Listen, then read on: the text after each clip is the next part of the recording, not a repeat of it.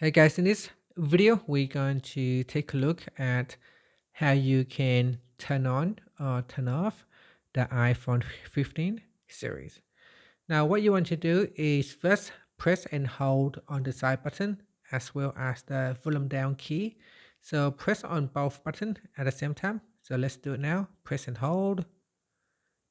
Then on this screen here to switch it off, simply slide this button to the right hand side, and this will allow your phone to power down.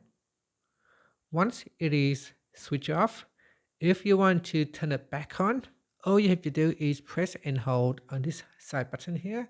Press and hold. So press and hold for a few seconds, and this will boot up the device. Once you see the Apple logo appear, you can let go of the button. And this will allow you to turn on your iPhone 15 series.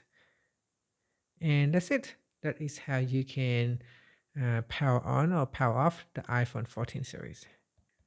Thank you for watching this video. Please like and subscribe to my channel for more videos.